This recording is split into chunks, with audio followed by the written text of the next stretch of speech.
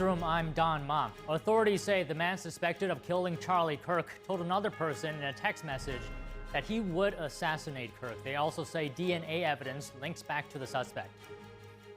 He knew him, worked with him, and debated alongside him. Comedian and filmmaker Rob Schneider joins us to reflect on Charlie Kirk's life and what this tragedy says about the world we live in now. Treasury Secretary Scott Bessent says the U.S. and China have agreed to a framework of a TikTok deal, which we know so far. President Trump threatens a national emergency after D.C. Mayor Muriel Bowser refuses to cooperate with ICE, what we've learned so far.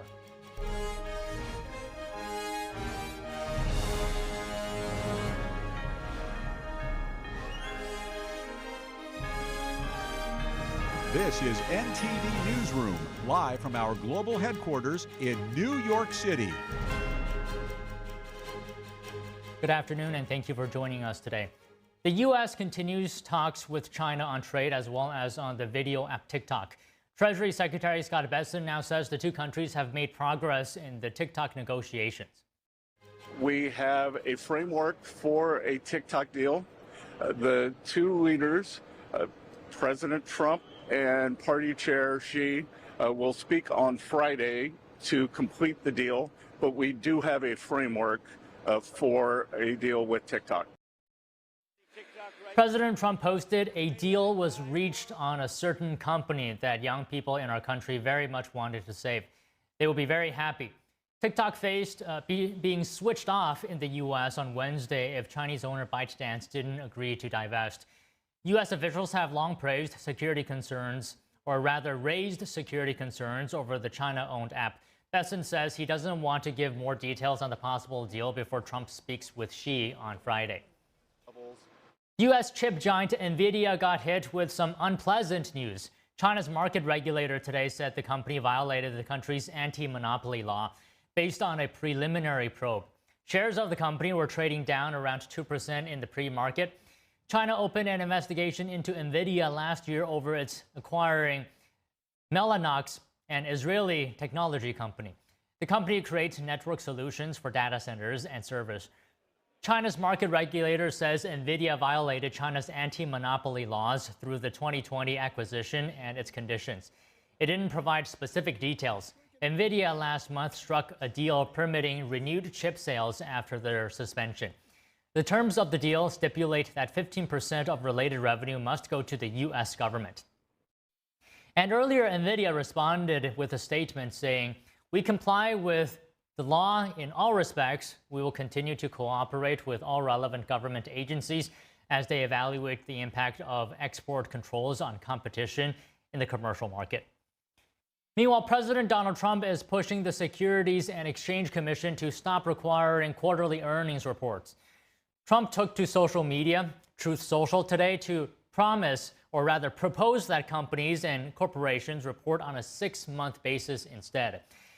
The president posted in part, quote, "This will save money and allow managers to focus on properly running their companies." Currently, the SEC requires corporations to report their financial statements every 90 days.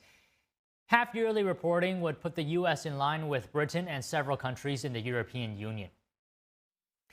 Authorities have new details about the man suspected of assassinating Charlie Kirk last week. Officials say they now have DNA evidence and text messages revealing a potential motive for the killer. We now go to NTD's Jack Bradley at Utah County Jail. Jack, break this down for us. What more do we know about the suspect? Well, Don, behind me is where 22-year-old Tyler Robinson is being held without bail at Utah County Jail. Robinson is the sole suspect involved in the assassination of Charlie Kirk, which happened last Wednesday in front of a crowd of thousands of people. Investigators are now releasing new details about this case, including that Robinson allegedly made text messages in which he said that he has the chance to kill Charlie Kirk and that he would. Additionally, investigators also say new DNA evidence may link back to the suspect, including a screwdriver found on the roof about 200 yards away from Kirk, where the shooter shot Charlie Kirk from, and also a towel wrapped around the rifle that was abandoned in a nearby wooded area. Here's FBI Director Kash Patel on this morning. And I can report today that the DNA hits from the towel that was wrapped around the firearm and the DNA on the screwdriver are positively processed for the suspect in custody. The father informed us, per interview of him, that he looked at the video that we released that evening and the enhanced photos and identified the suspect. His family has collectively told investigators that he subscribed to left-wing ideology, and even more so in these last couple of years. And he had a text message exchange, he the suspect, with another individual, in which he claimed that he had an opportunity to take out Charlie Kirk, and he was going to do it because of his hatred for what Charlie stood for. Patel also said that the FBI is investigating a Discord app that Robinson was allegedly a part of with a group of people, and Patel said that there are more people to be investigated on there. Now, additionally, Utah Governor Spencer Cox yesterday said that while Robinson is not being cooperative right now, his transgender boyfriend roommate is being cooperative with investigators. Take a look. He's not cooperating, but all the people around him are cooperating, and I think that's very important. There were reports yesterday that we can confirm that his roommate was indeed a boyfriend who is transitioning from male to female. That's information that the FBI had mentioned yesterday. We can confirm that as well, and that he is cooperating with authorities as well. Now, a large memorial was held in Washington, D.C. on Sunday with a group of about 85 members of Congress attending, a large number of Washingtonians, and also people from Kirk's home state of Arizona. Back to you, Don. And Jack, the Utah governor has said that he will pursue the death penalty if Tyler Robinson is guilty. What are the next steps in this case? Well, Robinson will appear for trial in his first court appearance on Tuesday, tomorrow. He faces charges of aggravated murder and also felony discharge of a firearm and obstruction of justice. But the aggravated murder one is the one, if convicted, he could face the death penalty on in the state of Utah. And also, there will be a large memorial service for Charlie Kirk on Sunday in Arizona, in a stadium that can hold up to 60,000 people, and President Trump said that he will attend. Back to you, Don. Okay, Jack, thank you. And joining us now to discuss the assassination of Charlie Kirk is Kyle Scheidler, Director and Senior Analyst for Homeland Security and Counterterrorism at the Center for Security Policy and editor of the book Unmasking Antifa: 5 Perspectives on a Growing Threat. Good afternoon, Kyle. First off, how are you looking at the slogans engraved into the bullet casings of this case? For example, "Hey, fascist, catch." What does it tell us? Well, there were a number of engravings on the casings of the found around the firearm, all of which are reflective of an anti-fascist ideology or an Antifa ideology held by the alleged shooter. There has been some commentary in the press that these statements also appear in various video games, but this is really obfuscation. The reality is that clearly the shooter had an Antifa ideology, he had an anti-fascist ideology, and he intended to communicate that to supporters of that ideology. And if you look out on social media, we can see Antifa groups, anarchist organizations who ascribed to this ideology, understood the message that was being sent to them, and they agreed with it. So explain for us specifically, one of the casings had the World War II era Italian song, O Bella Ciao, engraved on it. What does that mean? Well, O Bella Ciao is an Italian anti-fascist song that's very popular among the far left and in anti-fascist communities. It's the basis of numerous Antifa memes, videos, and the like. It would have been a very clearly recognizable symbol to members of that community, whereas to the rest of us, it's fairly obscure. By your assessment, how credible or reliable are these indicators of ideology, like the bullet casing inscriptions? Well, I think that the one clear, obvious fact that one has to consider is that the assailant murdered Charlie Kirk. So they did what all anti-fascists seek to do, which is use violence to shut down and oppose those they accuse of being fascists. So that is the fundamental anti-fascist act which the assailant allegedly committed. All Antifa groups will recognize through that act alone that the participant was an anti-fascist or was Antifa. So the idea that someone needs to be a card-carrying member of an organization in order to claim the title of Antifa is simply not true. All they have to do is take the actions that Antifa calls for them to take, and this individual allegedly did that.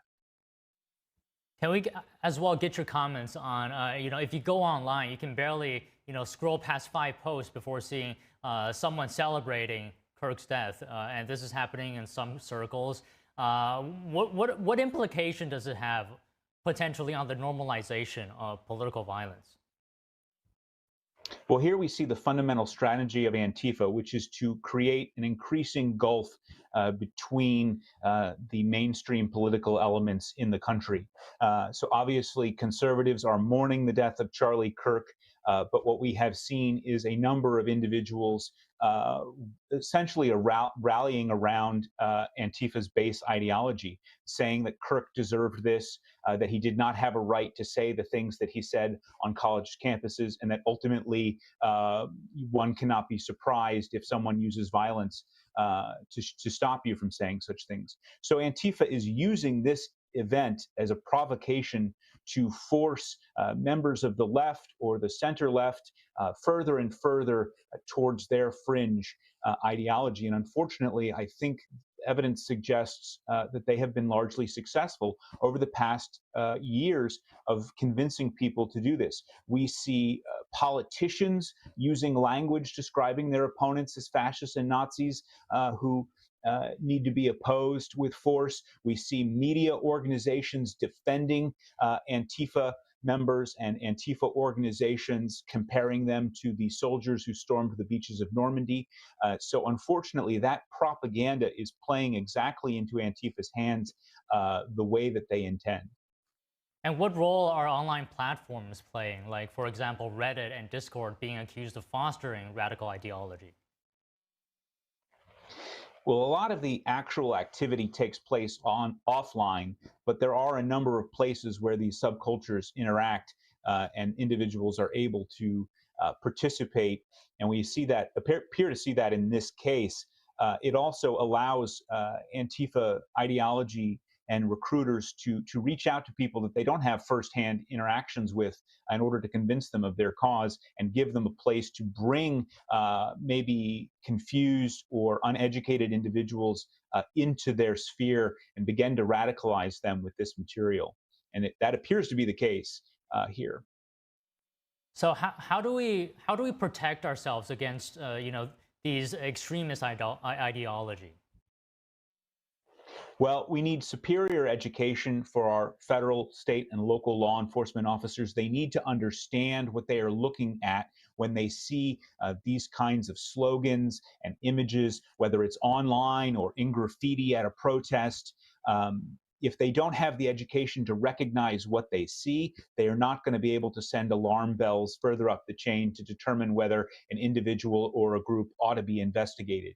And unfortunately, we've seen that play out time and time again, that law enforcement hasn't received the training that they need on these kinds of cases to understand what they're seeing. And so after the fact, we find that they're often scrambling to identify the messages that are being sent by perpetrators like this.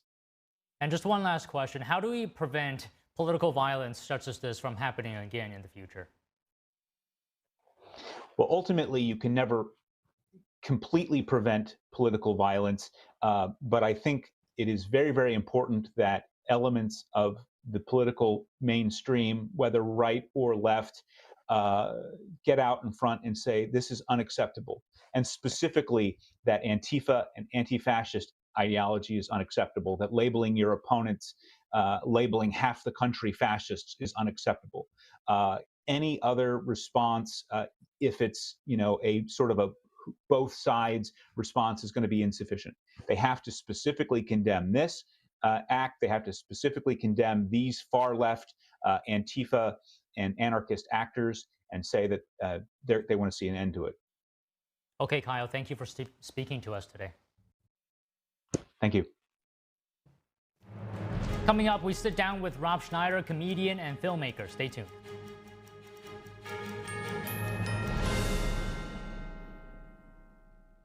With almost 4 decades in the spotlight, Cindy Crawford has never lost her stunning glow. With her gorgeous, age-defying skin, US Weekly says, whatever she's doing, it's clearly working. How does her skin still look firm, smooth, and youthful at 58? It's meaningful beauty. And now, with new advanced formulas, it's better than ever, delivering our age-defying ingredients even deeper into the skin to fight wrinkles where they begin. Just wait until you see the difference meaningful beauty can make for you. Instant hydration, instant plumping. My skin looks amazing. What I'm most proud of is over 5 million women have trusted Meaningful Beauty, and they're getting great results, and I get that feedback from them in airports, supermarkets, walking down the street, and I love it. And today, we are celebrating 20 years of Meaningful Beauty with a brand new offer you don't want to miss. You can get the entire advanced Meaningful Beauty system with all 5 age-defying super treatments. And when you order today, you'll receive our Targeted Treatment Duo, a $128 value free. Introducing the Wrinkle Smoothing Capsules to target crow's feet, forehead lines, and lines around your mouth. Plus, you'll also get the new Skin Renewing Facial Tool with heat, massage, and red light to boost the absorption of the wrinkle smoothing capsules and reduce the appearance of puffiness. The Skin Renewing Facial Tool and the Wrinkle Smoothing Capsules together create Meaningful Beauty's amazing targeted treatment duo. This plus this equals incredible results. Get all this, a $300 value for just $49.95. But you must act quickly. Results guaranteed or your money back. If you haven't tried Meaningful Beauty yet, this new offer is something you don't want to miss. This special offer is not available in any store, so don't wait. Scan the code, call the number below, or go to meaningfulbeauty.com right now. Amazing grace, how sweet the sound that saved a wretch like me.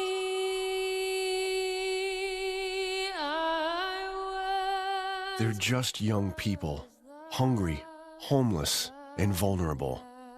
Covenant House is helping young adults facing homelessness. We're providing safe shelter to thousands, but the need is overwhelming.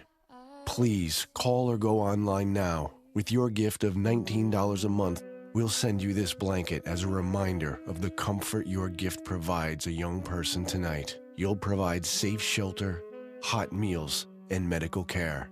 Call the number on your screen or go online to safeplacetosleep.org.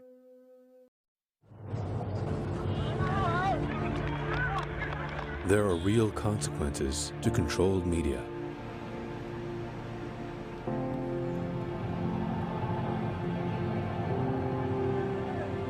And NTD's founders know them firsthand.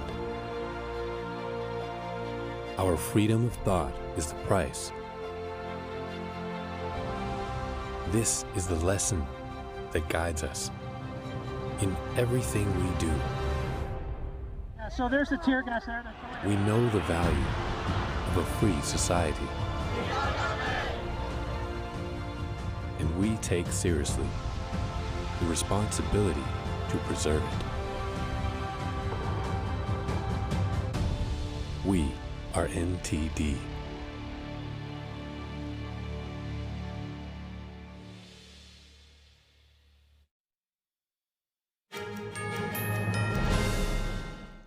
And joining us now to discuss Charlie Kirk's legacy, his life and reactions across the U.S. is Rob Schneider, comedian, filmmaker, and host of the See What Happens podcast. So Rob, first of all, I'm a huge fan. Thank you so much for coming on the show today. Thank you, Don. How are you doing today? Good. You know, it's an extremely difficult time in America, but I'm very buoyed by the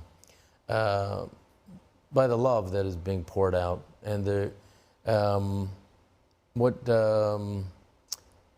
is a real energizing in what Charlie Kirk stood for, which was debate, discourse, and truthfully, like how exceptional the United States is. I mean, free speech was the foundation of all of our freedoms, and that's the fact that we can and should challenge each other's certainties, so that we could, get the best idea. That's what we need to continue to have an exceptional society, is to hear all ideas. And sometimes you're going to get stuck in a bad idea if you're not being challenged. And what's happened at universities all over the countries, that they've been force-fed an ideology which is anti-American and against discourse, debate, and free speech. So it's seeing this as a watershed moment and a potential time for a re-energizing of what makes this country so special, and how it is and will continue to be the beacon of freedom all over the world. And the cornerstone of that is free speech. Yeah, and Charlie said it best: when the conversations stop, that's when the violence begins. How would you say, what is his impact his work has had on America? Well, I mean, when you would go and when you could see online now the talks that Charlie had with students, some of the things, some of the thinking that the students had not been challenged. And they were basically, they're not at university now. They're not teaching people how to think critically or to think for themselves. They're just cranking out advocates for an ideology that is illiberal in nature and intolerant in its outcome. So some of these presuppositions that Charlie challenged them, and it's great to see that the kids answering that challenge and wanting to be the thousands of people that were energized. I mean, now it's millions of young minds that are energized to be challenged. And that's what you have. You have to have that vibrancy, and that vibrancy comes from debate. And in speech and in freedom, you don't get smooth from smooth, everybody agreeing with each other. Right. You get it from friction. And that friction is people disagreeing. And that debate and disagreement is what constitutes a vibrant society and a vibrant culture. And that's why the United States is and will continue to be such a creative center of the world, because it is, and business center of the world, because it is that exact friction that that is the foundation for these incredible ideas of world, whether it's YouTube, whether it's Google, whether it's Elon Musk. It's the United States where these come from. They don't come from totalitarian countries. You won't see it come up in China because of the strict nature and control. So while that creates conflict, we need to make sure and do everything in our power to make it a nonviolent conflict. But let us continue to have that discourse and this debate so that the best ideas will continue to foster excellence and creativity. Right, the freedom of speech in authoritarian countries like China, it's a privilege, but here in the United States, it is right. Can you talk to us about the nature of these debates that you had with him on university campuses? Well, there is a real problem with indoctrination. In other words, these kids are being, I don't like to use any other, this term, force-fed, but they're not being told to think, they're being told what to think. And some of these things that seem pretty basic, that there's a biological sex and that they're divided into female and male, and that is something that is in our bones. I mean, the fact that we have to have this discussion says that there has been some real, mind-numbingly dumb things taught to our kids. So that's just one aspect of it. But also the, how our republic was founded against tyranny, and that the Second Amendment is to protect against government tyranny. and that how that is being manipulated. I mean, that is that we have the Second Amendment to protect our First Amendment, and that is an important delineation that we have to always remember and make. So there is a human body. I mean, Charlie respected the dignity of every human being with love, with Christ's love, and more than anyone I've ever known, to be a true reflection of Christ's light and love. And that is our calling as Christians. And so he would lovingly debate people and remind them that the sanctity of human life and the beauty of it all, and that it's, you know, seeing him talk about when, not as a fetus, you don't have a fetus shower. You have a baby shower. You have a baby shower. And I felt that he did it with love. And I felt that there was love back from that, those millions, or those thousands of kids when I would go to university with him. And I believe that there will be many, many Charlie Kirks now, millions, from kids who are moved and touched, and that will stand up. But he is irreplaceable. It was this summer that I'd realized he was a true, authentic American genius. And it really, I remember he had the intellect and the love of country. And that's something that that's what's being the dogma of some of these universities, is that they don't really teach or respect how unique and exceptional this country is. How in world history, in human history, that the United States, as the freedom that we are endowed with by our Creator, it was fought for with blood, and that this is exceptional, and that the idea that it's just going to continue without our help is not true. We have to continually have eternal vigilance to protect these rights that we have, and it is really something for me. While this has been an extremely sad time, it's also seeing the outpouring and the appreciation for these rights. I think you're going to see we have now a different America that we've woken to from this tragedy.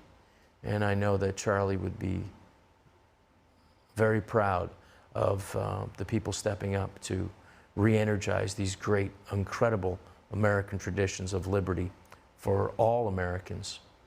Okay, just one last question, Rob. What role do you think the media should play, and what do you think Charlie would have wanted at this moment? Well, I mean, the reason I'm here is because the Epoch Times and NTD is a true source of news that has not been infiltrated or captured by whether it's the pharmaceutical industries or an ideology that is currently has been dominating the culture and dominating the news and our governmental agencies. So what we're seeing is not a revolution, we're seeing a counter-revolution against this woke or basically redressed communism in the form of redressed as tolerance, as manners, but it's really totalitarianism. So it's important that we continue to support and appreciate the very few outlets like Epoch Times, like NTD, that is going to bring you news. That's going to bring you news that does not have an agenda, but it's what happened. And then how you decide to interpret that is not coming through the lens of something that has a different agenda other than to inform and educate. Okay, well, Rob, thank you so much for joining us today. Thank It's you, such Don. a pleasure. Thank you for having me. Okay, coming up after the break, there has been an increase in the normalization of political violence in the United States. That is the question. We talked to an expert of panels.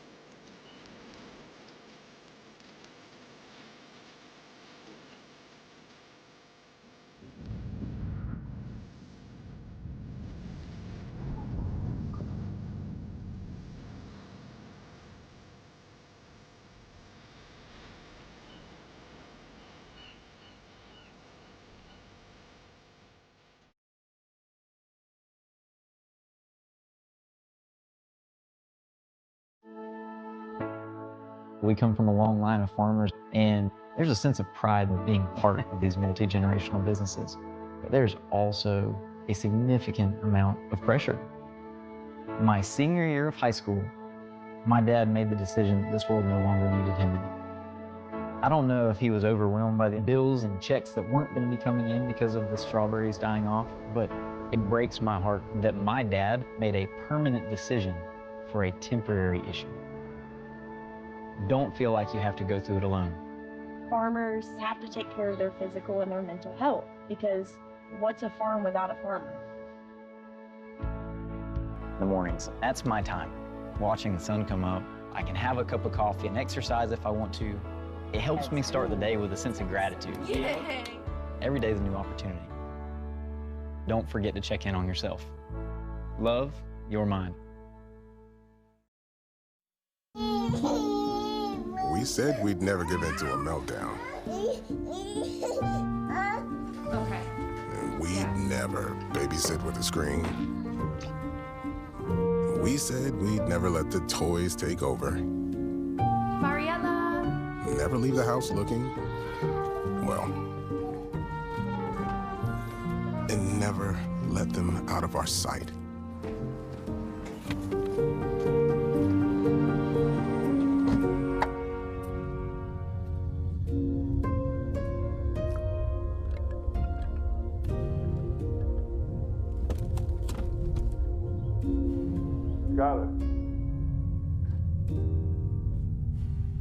Skylar, come here. Cars get hot fast, and kids can be at risk. Before you leave the car, always stop, look, lock. NTD News, the fastest growing independent news source in America, bringing you breaking news from around the world. Expert analysis, investigative reporting, and original award-winning documentaries. We're known for our uncensored China coverage you won't find anywhere else. We cover the stories that affect you and shape our world without the political noise. We report from the heart with you in mind. Watch us right here on NTD News.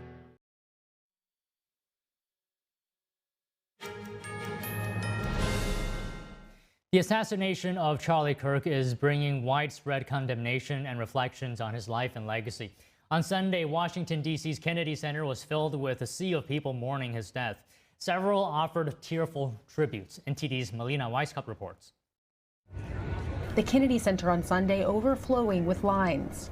Nearly 90 U.S. lawmakers attended. Public figures and friends gave speeches reflecting on Charlie Kirk's legacy and the impact he's made on the conservative movement.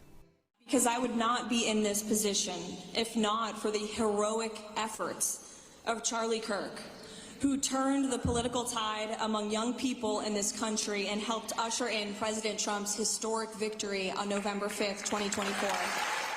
Director of National Intelligence Tulsi Gabbard said Kirk's message and legacy will be fertilizer to nurture young minds for years to come. Standing up, fueled by love, to defeat hate, to defeat that evil and that darkness, and to speak the truth and defend our fundamental freedoms that are granted to us by God. Charlie lived this. House Speaker Mike Johnson encouraged optimism to overcome despair. The ground was shifted beneath us. We all felt it deep, deep inside. And in spite of that, we remember that our dear friend Charlie would never want us to be overcome by despair. He would want exactly the opposite.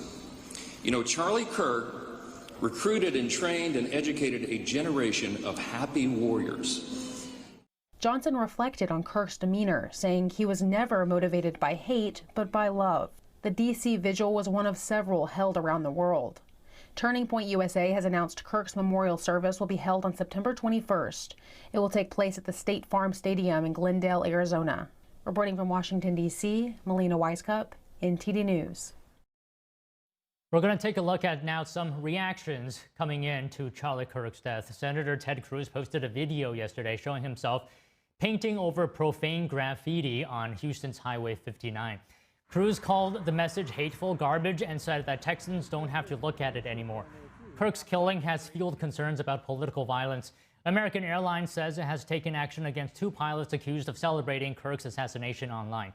The airline confirmed those employees were grounded and removed from service. Vice President J.D. Vance is hosting the latest episode of the Charlie Kirk Show today. Vance says he is paying tribute to his friend and close ally. Be bold. Charlie was a visionary. He was a luminary. He brought together people. He didn't just teach people how to speak. He didn't just teach people what to say. He didn't just teach people they could actually speak their mind on campus. He created a whole social network for an entire generation of young people. So I wanted to use this show today to advocate for Charlie, to talk about him, to talk about what kind of a guy he was, to talk about what kind of a man he was, what kind of a husband and father he was, and to take people, most of them from inside the administration, but some of them from without, who knew Charlie best, and to talk about what he meant to them, what he meant to this administration, and what he meant to the conservative movement.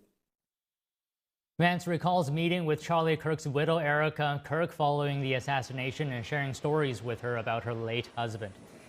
The vice president says Charlie Kirk had been vital in President Trump's re-election campaign, especially when it comes to reaching young voters. We have to make sure that the next generation of young people feels confident and courageous to speak their mind and to speak the truth. We're going to talk about that.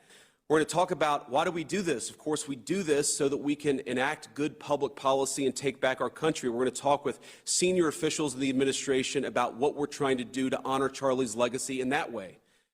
Vance says he believes growing left-wing extremism is part of the reason why Kirk was killed. The vice president invited Kirk's friends and members of the Trump administration to the podcast to reflect on Kirk's legacy. They include White House Deputy Chief of Staff Stephen Miller. Miller says that the White House will dismantle left-wing terror networks that organize doxing campaigns, riots, and street violence following Kirk's killing. President Trump said today that calling a national emergency and federalizing Washington, D.C. are all on the table. The comments came after Mayor Muriel Bowser said the Metropolitan Police will not cooperate with ICE on the matter of illegal immigrants. Trump accused Bowser of buckling under pressure from what he called radical left Democrats. Trump also criticized Bowser for crime levels in the city under her watch. Trump wrote on Truth Social that D.C. has gone from a dangerous and murder-plagued city to one of the safest cities in the U.S. after he deployed the National Guard there. The president says the place is, quote, absolutely booming with restaurants, stores, and businesses packed. President Trump said the time for being soft on illegal immigrant criminals is over under his watch. The comments come after an Indian hotel manager was beheaded in Dallas last week. The culprit was allegedly an illegal immigrant from Cuba. DHS says the suspect, Cobos Martinez, was released from custody at a detention center in Dallas in January. This after Cuba would not accept him because of his criminal history. President Trump will make an unprecedented second state visit to the United Kingdom tomorrow, joined by top American tech and finance executives. The delegation includes Nvidia's Jensen Huang, OpenAI's Sam Altman, Apple's Tim Cook, and BlackRock's Larry Fink, as well Blackstone's Steven Schwarzman. Trump and First Lady Melania will be welcomed with royal pageantry, including a carriage tour, military flyover, and a state banquet at Windsor Castle. British Prime Minister Keir Starmer is expected to host Trump at his country residence for talks on Ukraine and lowering steel and aluminum tariffs. The two countries are also expected to announce a new tech partnership and multi-billion-dollar civil nuclear deals which could power new AI data centers. Ahead of the visit, Britain revealed more than $1.5 billion in U.S. investment pledges from PayPal, Bank of America, and CoreWeave, with further announcements expected from Nvidia and OpenAI. The U.S. and UK will sign an agreement this week ushering in new deals on nuclear power between companies in the two countries. One of the things the accord will do is make it easier to build nuclear power stations in both nations. The announcement of the deal comes ahead of President Trump's state visit to the UK this week. The British government says the agreement between DC and London clears the way for a major expansion of nuclear projects in the United Kingdom. It's also consistent with moves by the Trump administration this year to support nuclear energy. That includes measures to speed up reactor testing and expand uranium enrichment. Joining us now to discuss the assassination of Charlie Kirk is Taylor Hathorn, visiting fellow at the Independent Women's Forum Center for American Safety and Security. And we have Colin Wright, CEO and editor-in-chief of Reality's Last Stand and fellow at the Manhattan Institute. First of all, good afternoon to you both. Taylor, let me start with you today. There appears to be a rising normalization of violence in certain left political wing circles. There's evidence of extremism in this latest shooting, and we could look back at the George Floyd riots to see how violence was justified by so-called social justice advocates. How did we get here? I want to make a very important point that I don't see a lot of people talking about, and this is a point that I'm innately aware of because of my work at Young America's Foundation years ago. But this is not a new concept, and this is not a new reality. The left has been calling people on the right Nazis and fascists since Barry Goldwater, Nixon, and Reagan. So this is not a new concept. It's just unfortunately where we are now. Colin, what do you think about all this? How did we get here? So, I mean, I agree this is kind of a long history, but I think there's been an upsurge in this in probably the last decade that we haven't seen before. So in the early 2010s, this is when I first started seeing this sort of extreme rhetoric on college campuses when I was attending UC Davis, for example.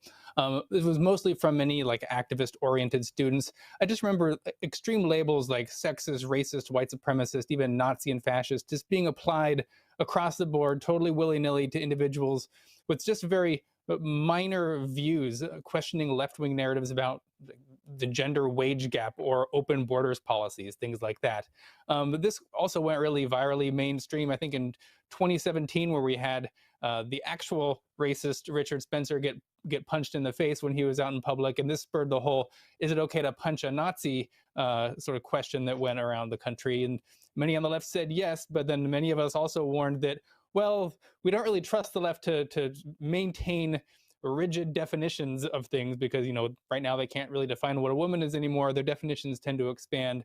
So Nazi became fascist, fascist became just this general term for anyone that kind of disagrees with us on anything. And many people like Barry Weiss, they warned against this stuff. So our youth have been steeped in this type of rhetoric for about a decade now. And I think we're really seeing the fruits of that because this is parroted in many big political campaigns as well, just calling the opponents Nazis. So when young people hear that Nazis are the worst thing in the world, they're genocidal, and that half the country is supporting of Nazis, we really shouldn't be surprised when people take that seriously and take matters into their own hands and grab a gun. Taylor, so you said that this has been happening for a while now, but do you think this time is different? You know, you have a very prominent person being shot in the neck in front of thousands, and on social media, you can find users celebrating his death. I think on the right, we're generally not people who make a big fuss about a lot of things. We want to believe our beliefs and we want to protect our families and our communities. And I think the reason that it feels different now is because we have hit a boiling point where this is not appropriate anymore. And it's not something that those of us on the right are going to stand for any longer. You cannot assassinate someone because their words hurt your feelings. You cannot assassinate someone, period. But we have got to get to a point where left, right, and center, that is rhetoric that we all can agree with and understand that you cannot die for promoting Western values of democracy, freedom of speech, freedom of religion, expression, individualism. These things are things that are core tenets of our personality and who we are as Americans and who the rest of the world should strive to be and also looks to us to set an example as. So do you see this as something that is perhaps amplified by social media, Colin? Because, you know, the things that's happening on social media, these comments, you know, sometimes they're so terrible. I have a hard time imagining, you know, in real life, a person saying this to another person to their face. So talk to us about the role that social media is playing in all this. I think it's playing an absolutely massive role in all of this because, you know, before in the past when you had crazy extreme views, it might be hard to actually find others who agree with you. Now we have, you know, we have social media, you know, X, we have Blue Sky, there's Parler. Basically, you can just go wherever you want to these little internet enclaves that are completely sealed off ideologically from the outside, so they're not getting any pushback from other people. They're allowed to just fester and feed off one another in these communities. And so whenever someone says something extreme, there's no one to say, hey, that's actually extreme. It's all just self-reinforcing. And so this is what we're seeing now. We're seeing just this sectioning off of people into these ideological bubbles. There's zero crosstalk. And when there's no one using words to communicate with one another, words are all we have to bridge that gap between violence. And so when the words are off the table, that's when the bullets begin to fly. And I think that's kind of what we're seeing right now. Taylor, can I get a response to what you just heard? Yeah, I mean, I studied journalism and media trends in college, and my professors, albeit more leftist, warned about this even 10, 15 years ago, that this is a path we were going down if we didn't have baseline taxonomies about what some of these things meant, what these words meant, how we used them, the respect that we chose to show each other. And don't get me wrong, I'm not saying that we on the right need to bend a knee and just, simply only pray for people. There are responsibilities and duties that we have as Americans to vocalize our opinion and to answer a call when it is given to us. But I do think that we need to come together and get to a point where we can understand and agree that this is wrong and there's a person behind that screen. I think Charlie Kirk was a perfect example of someone who wasn't afraid to come out from behind the screen and communicate to people about things that he disagreed with. And the thing that he said that just stays stuck in my head is a society or a relationship or, any kind of dynamic that doesn't communicate is where you start getting into trouble and where you crumble. I grew up in the Middle East, and I have so many great, fond memories of my time in the Middle East. I'd move back there in a heartbeat, but we did not have freedom of expression. We did not have these ideals. My modern world history textbooks had the pages about the Holocaust ripped out of them. And I think that that's incredibly, incredibly important for Americans who haven't traveled abroad to understand that that could be us. It's incredibly arrogant of us to think that could never be us just because of the principles that we have and what we currently employ. But it can be us if good men and good women do nothing.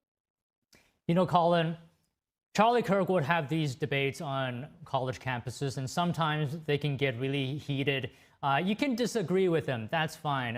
If you want to have influence like he did, you open your own platform. You do your own research. You bring counter arguments. You go to college campuses if you want to, like Charlie Kirk did. I would imagine you would get plenty of support regardless of what you stood for. What you don't do is shoot that person in the neck, and I believe in front of his kids and wife. I agree. I mean, college campuses have somehow become some of the most anti-free speech locations on the planet, especially in the Western world now, where they historically have been some of the most open venues for free speech. Charlie Kirk has been trying to push back against that, as I have over the last 7 to 10 years, speaking on controversial issues, and he was doing it the right way. He was going to college campuses where you should be exposed to other views, where you should have your beliefs challenged, where you should be caused to think about things in a deep, deep way. This is what universities are supposed to be. It's supposed to be like this community of scholars who are debating and uncovering truth. Universities have really got off their mission of being disseminators of truth, organizations that discover truth and foster communication to discover truth. And they've just really kind of bent to this orthodoxy where they silence opponents. So it's extremely sad, but I think, we just need to take Charlie's lead. We need to pick up where he left off, because again, if we just say we're not going to go on campuses and talk anymore, well, they win, and then we're not talking, and this is when violence begins to escalate. So we can't let it get to that point. Okay, Taylor, we just have about 30 seconds here, and if there's any bright spot here, it would be the thousands of people that are showing up for vigils for Charlie this weekend. Any comments on that? I had the wonderful opportunity to attend the vigil at the Kennedy Center last night in Washington, D.C. It was an incredible display of people. I met several people on the left who actually attended, who just wanted to show reverence to Charlie's legacy and what this means for us as a nation moving forward, and how we need to band together and even in our ideological debates be willing to have a discussion. I actually got this little votive candle that's above me while we were there, and I put it on my bookshelf back here to remind me every time I go on air and anytime I'm writing something about why I'm doing what I'm doing and what we're doing as a community to try to make sure that we save this great nation. Okay, Taylor, Colin, thank you so much both for coming on today. Thank you. Happy to. Real-time voice translation technology has big tech companies competing with each other lately. But what changes to society might that cause to traditional language learning? Stay tuned for that and more when we come back.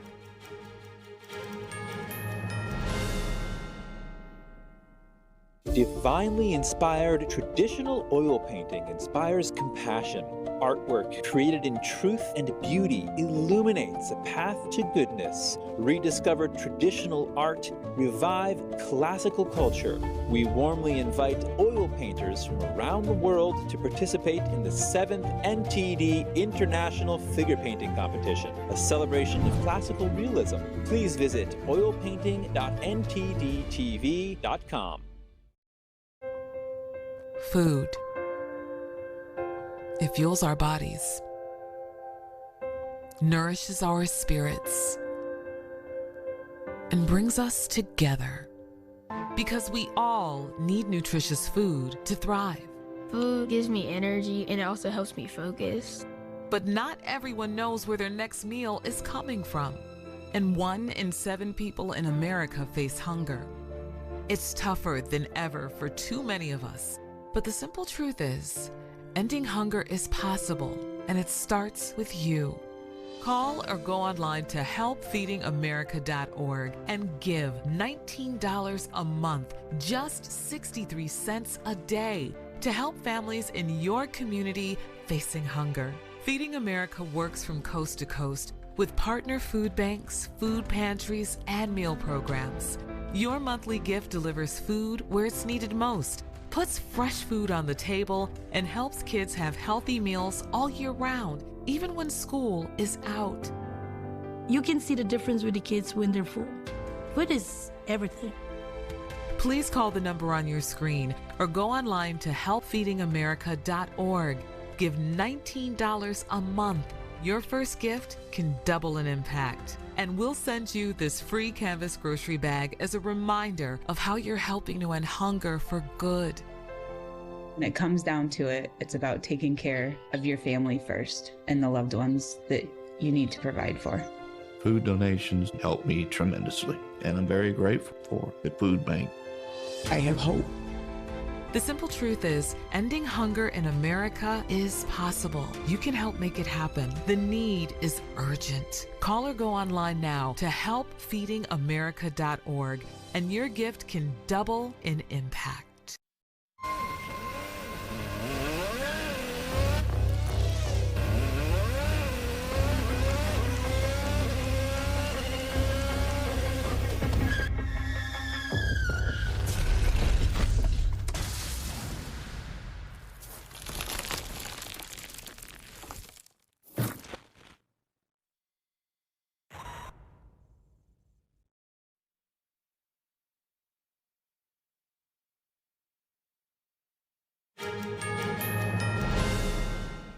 Voice translation devices are becoming a competitive area for big tech companies lately, a field that has traditionally been very profitable for multi-language speaking people.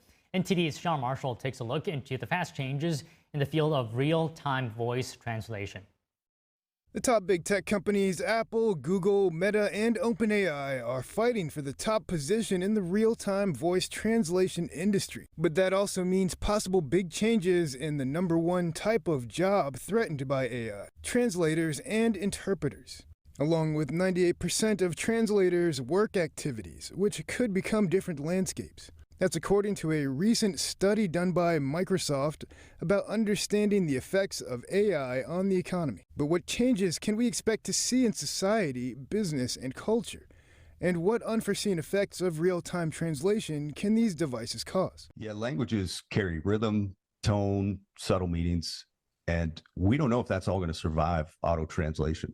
So over time, we might lose some of the richness and nuances of humor, idioms, some of the everyday expressions that reflect how us and societies think and feel. Control over translation can mean control over political interpretations, open up access to new worlds of media, and connect people in the workplace that might have never spoken to each other. Whoever controls the translation AI effectively controls cultural framing. So for example, does it translate certain phrases naturally? Will it soften them, misinterpret them? We're already seeing this issue across social and AI being integrated into that. And so that power becomes a hidden influence on how narratives are shaped worldwide. Although real-time voice translation technology is not new, becoming widely available and easy to use on smartphone devices give way for a lot of new communication. Bob Hutchins, the CEO of Human Voice Media, mentioned, "The power to understand and create communication in multiple tongues has always been a potent competitive advantage in business, diplomacy, and everyday life. If real-time translation comes close to approximating that ability at scale, there will be a less market for rudimentary translation services." I also think we may be facing an over-reliance on tech. If societies depend entirely on this auto-translation and systems go down, businesses depend on it, right? There could be critical infrastructure that depends on it. Then some sort of cyber attack, power outage, whatever may happen, people may suddenly be able to communicate. Hutchins also notes that real-time translation devices are coming, and they will unlock some doors for human relationships. It's essential to watch what doors they close. Sean Marshall, NTD News. U.S. military officers attend war games in Belarus today. The country says it has nothing to hide in its drill with Russia. Don't go away.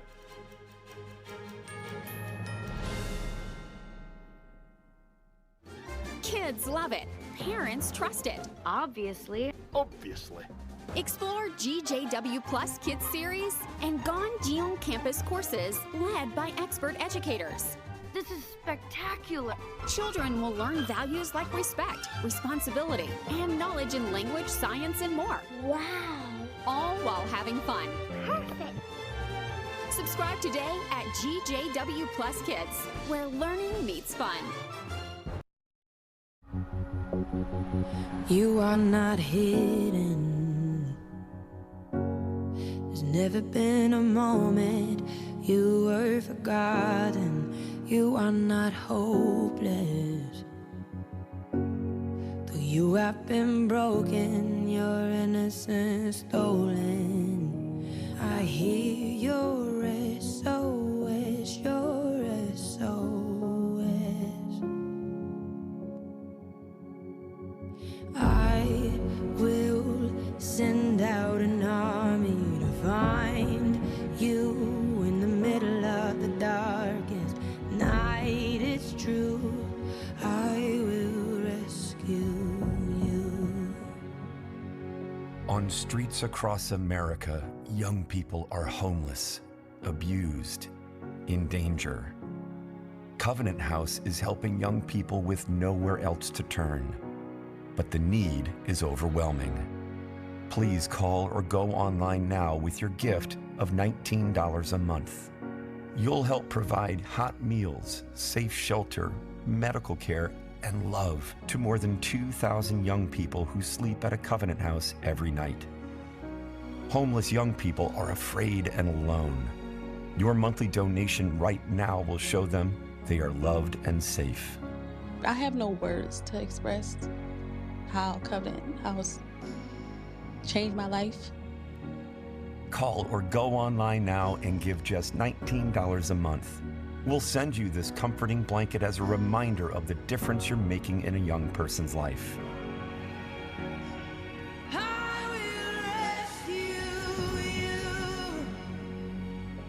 Call or go online now to safeplacetosleep.org.